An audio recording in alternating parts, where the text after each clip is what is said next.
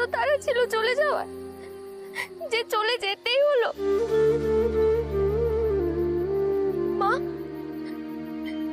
একবার এসো না, আমার যে এখানে খুব একা লাগছে।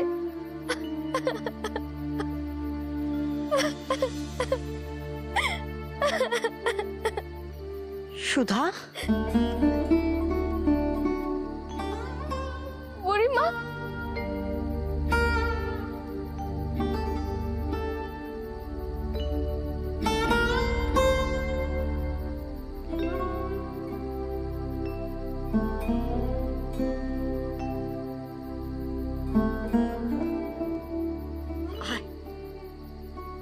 আয় মা, এই তো আমি এসেছি আমার কাছে। আয় আয়।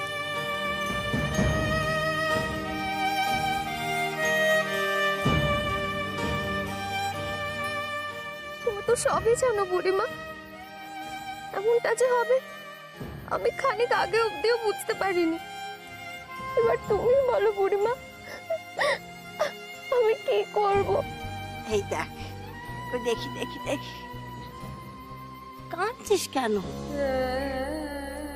ওরে, এরপর যা কিছু সব দায়িত্ব তোর বরের। বর? হ্যাঁ, কেমন হঠাৎ করে আমার বিয়েটা হয়ে গেল, তাই না বুড়িমা? হলো বই কি, চাঁদের আলোয় অগ্নি সাক্ষী করে যে সে মানুষ তোর জীবন সঙ্গী হলো মা।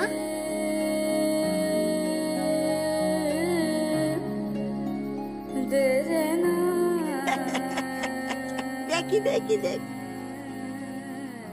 কি হলো?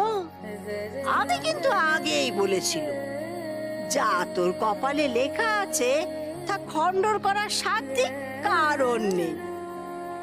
তোর কপালে ওই ছোড়ার সাথে বিয়ে লেখা আছে, দেখ হলো।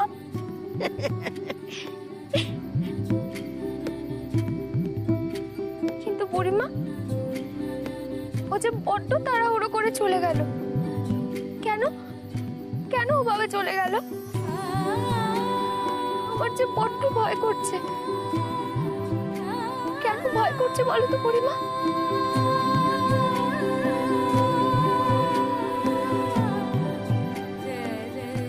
যার সাথে আমার বিয়ে হলো তাকে আমি কতটুকুই বাঁচিনি,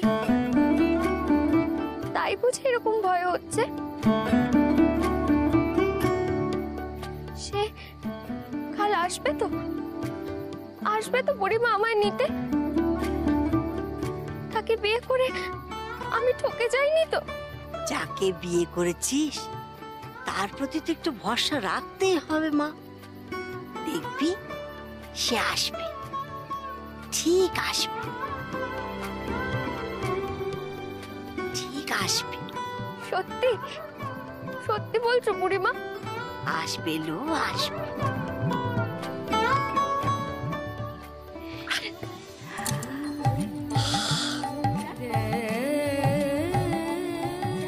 মেয়েটা আমার যেমন ভালো মানুষ তেমনি সরল।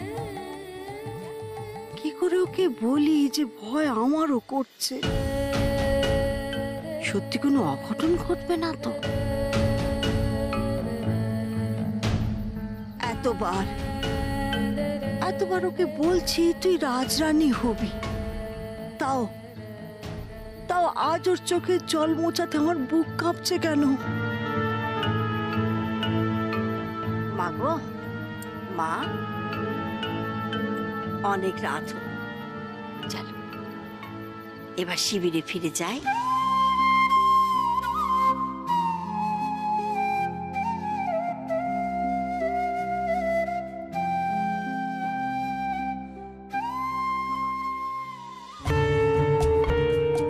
দাদা ভাই, এতক্ষণ কোথায় ছিলে বলো তো তুমি?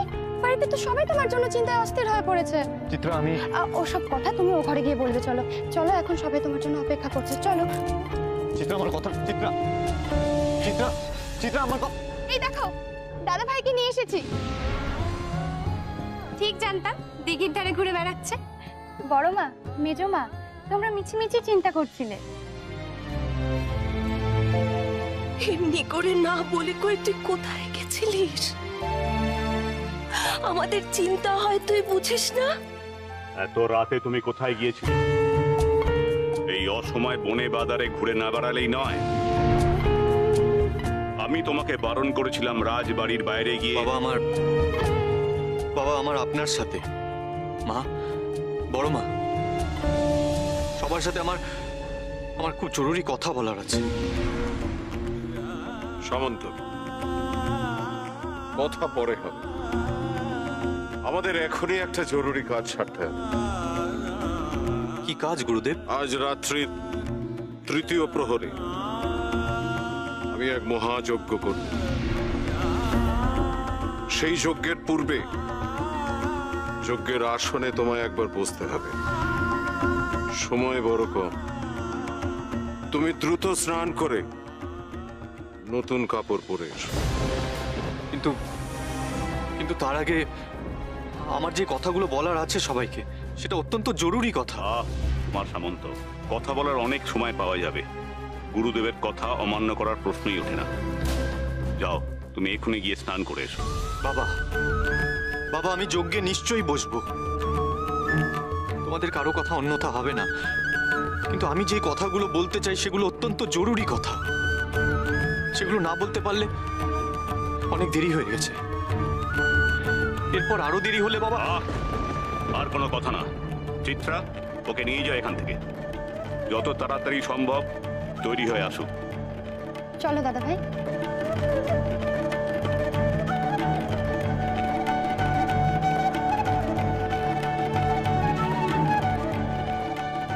ছেলেটা কি বলার জন্য অমন ছটফট করছিল?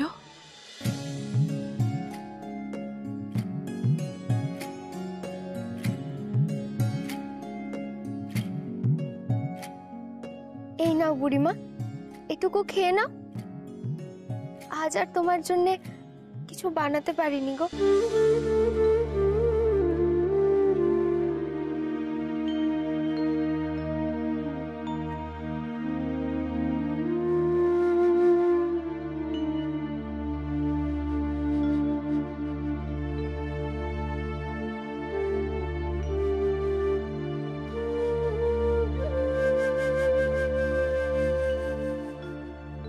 তা বেশ, কই দেখি দেখি। সে কি মা, আমার মুখ ভার করে রয়েছিস কেন শুনি? হ্যাঁ, আর খানিকক্ষণ বাদেই ভোর হবে, দেখবি তখন সে ঠিক আসবে। বুড়িমা, তুমি ছাড়া তো আমার মা, বাবা, ভাই, বোন, তিনকুলে কেউ নেই। কিন্তু আমার একটা লোভ আছে জানো, একটা ভরা সংসারের লোভ। একটা সুন্দর সংসার হবে আমার। জীবনে তো কখনো আদর, শাসন এসব কিচ্ছুটি পাইনি। সেখানে আমাকে আদর করার, শাসন করার মানুষ থাকবে। আবার বিপদে পড়লে আমাকে আগলেও রাখবে। বুড়িমা, তুমি তো ঠাকুর, তুমি তো সব জানো, বলো না আমি এগুলো পাবো তো? আমি তো তাই চাই রে, তোর যা যা স্বাদ অপূর্ণ আছে সব পূর্ণ হোক, সব স্বাদ মিটুক। কিন্তু বুড়িমা, আমি তোর নাম, ধাম, পরিচয় কিচ্ছু জানি না। শুধু জানি ও মহারাজের সেনাবাহিনীর একজন সৈনিক। এইটুকু পরিচয় জেনে বিয়ে করে আমি কোনো ভুল করিনি তো? ভুল? কি বলছিস কি তুই? যাকে বিয়ে করেছিস সে যে রাজ।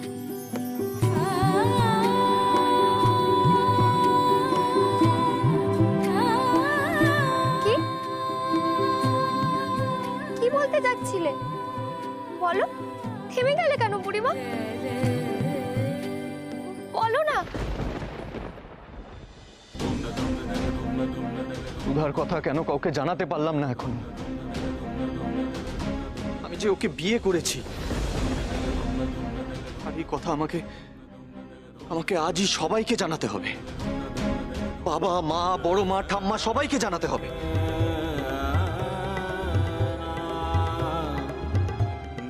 আমি যে সুধাকে কথা দিয়েছি, আমি বাড়ি গিয়ে সকলের সাথে কথা বলে তারপর এসে তোমাকে নিয়ে যাব।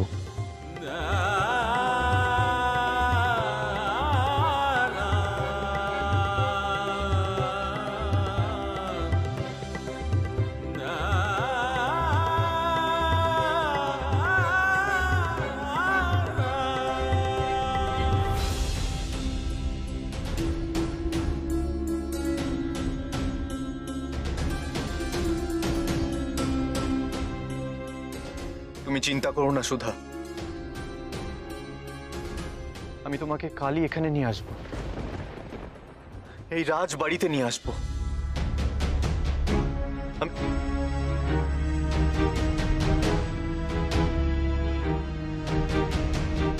বাবা যে আমাকে যজ্ঞে বসতে বললেন, কিসের যজ্ঞ? আর আমাকেই বা কেন সেই যজ্ঞে বসতে হবে?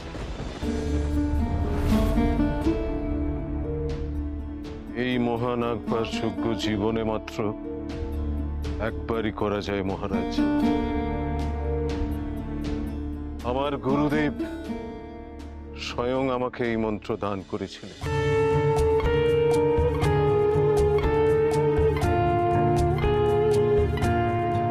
যুবরাজের কল্যাণে নিজের প্রাণ শক্তি ক্ষয় করে আমি আজ এই যজ্ঞ করব।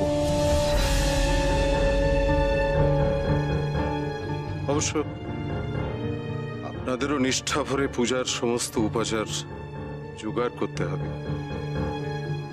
তবে হ্যাঁ, সেখানে কোনো ভুল বা খুঁত থাকলে চলবে না। না গুরুদেব, আমরাও কোনো ত্রুটি রাখবো না। এই যজ্ঞের জন্য আপনার কি কি উপকরণ প্রয়োজন যদি বলেন। বলছি, তবে আবারও বলছি, কোনো রকম ভুল ত্রুটি হলে প্রাণ পর্যন্ত বিপন্ন হতে পারে।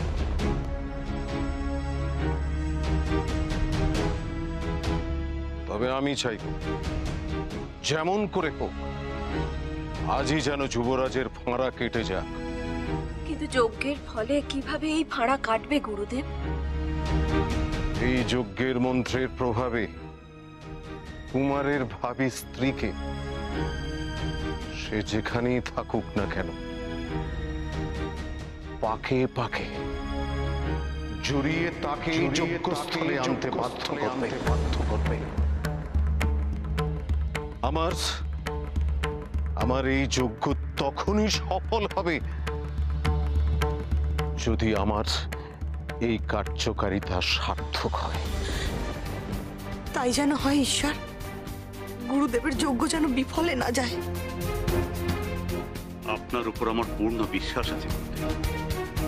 আমি জানি আমার পুত্রের প্রাণ আপনিই রক্ষা করবেন। কি হলো বুড়িমা? বলো না, কি বলতে যাচ্ছিলে? বলো না বুড়িমা। বুড়িমা, তবে কি তুমি এমন কিছু বলতে যাচ্ছিলে যা শুনলে আমি কষ্ট পাবো? দূর দূর পাগলি, তুই যে বর যে ঘর পাবি তা অনেক জন্মের অনেক পুণ্য বলে। মেয়েরা পাইলো, মেয়েরা পায়। সত্যি সত্যি বলছো তুমি বুড়িমা? হ্যাঁ রে, তুই যে ঘর পাবি তাতে শ্বশুর শাশুড়ি দিদি শাশুড়ি ননদ নন্দায় সকলে মিলে ভরা সংসার। দেখিস বাপু, তখন যেন আমায় আবার ভুলে যাস নিল। তুমি এরকম কেন বলছো বুড়িমা? আমি তোমাকে ভুলে যাব? তুমি কি আমায় সেরকম মেয়ে ভাবো নাকি? ভাবি তো, ভাবি বই কি। আমার লক্ষ্মী মেয়ে সুধা। কিন্তু তুই শ্বশুর বাড়ি চলে গেলে তখন আমায় কে খাবে বল দেখি? চমচম, সরভাজা, চন্দ্রপুলি, মনোহরা এসব আমাকে কে বানিয়ে খাওয়াবে শুনি? তুই যা কিছু বানাবি তখন তুই জামাই ছোড়াকে সব খাওয়াবি লো। ইস বুড়িমা, তোমাকে না খাওয়ালে তো আমার মনই ভরবে না। তুমি খেয়ে প্রশংসা করো বলেই তো আমি নতুন নতুন মিষ্টি বানানোর উৎসাহ পাই। এই দেখ, তোর উৎসাহের কথা শুনে আমার খাওয়ার উৎসাহ বেড়ে গেল। এটা খাই।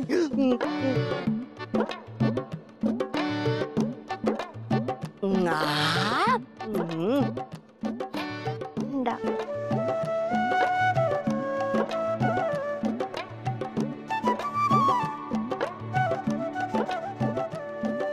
তুই যে রাজপুত্রকে বিয়ে করেছিস সুধা, কাল সকালে তার তোকে রাজবাড়িতে নিয়ে যাওয়ার কথা।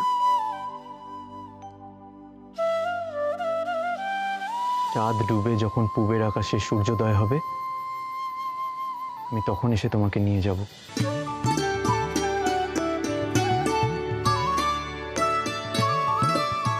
ওলো ও ছুরি,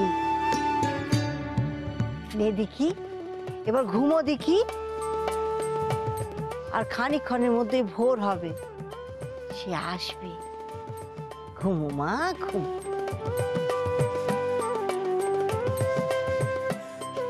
সত্যি কাল আমি শ্বশুর বাড়ি যাব? বুড়িমা বলেছে আমার ভরা সংসার হবে, আমি যেন সবাইকে ভালো রাখতে পারি। মেয়েটার স্বপ্ন ভেঙে যাবে না তো?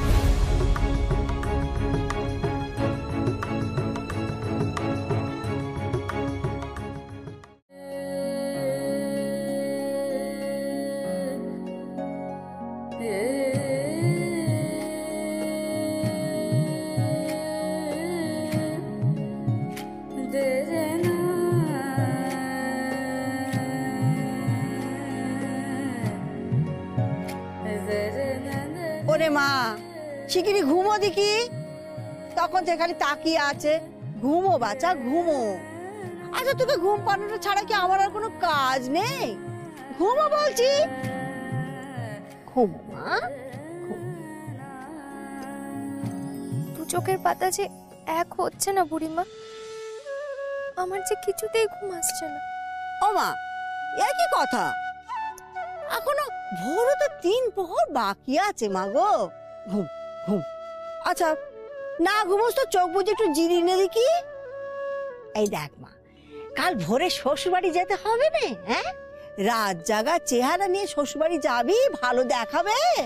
তুমি তো সব বোঝো বুড়িমা, আমার মনটা যে কেমন এলোমেলো হয়ে আছে তাকে তুমি বুঝতে পারছো না। মন শান্ত করো মা গো, মন শান্ত করো। নতুন জীবন শুরু করতে যাচ্ছিস তুই মা গো, তার আগে নিজেকে একটু তৈরি করে নিতে হবে না? নাও দি, চোখ বন্ধ করো, চোখ বন্ধ করো, শিগগির চোখ বন্ধ কর বলছি।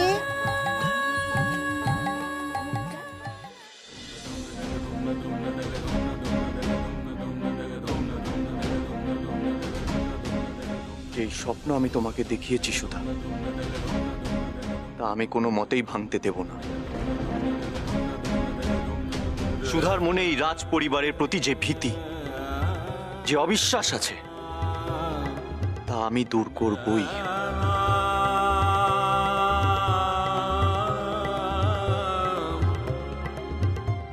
তুমি দেখো সুধা, এই পরিবারের প্রত্যেকে, সবাই তোমাকে আপন করে নেবে।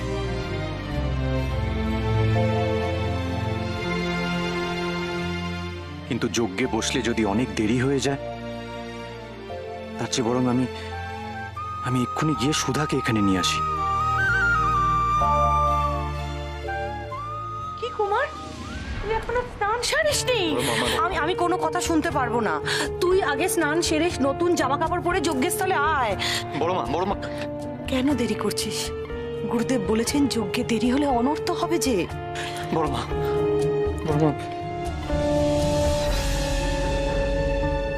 আমার তোমাদেরকে একটা জরুরি কথা বলার আছে। কি রে, কি হয়েছে তোর, যার জন্য তুই এত উতলা হয়ে উঠেছিস? বড় মা, দিদি এদিকে একটু এসো তো, আসছি। কুমার, আমি পরে সব কথা শুনবো, অনেক কাজ পড়ে রয়েছে। তুই তাড়াতাড়ি স্নান সেরে যজ্ঞে আয়। আয় আয় আয় আয়। বড় মা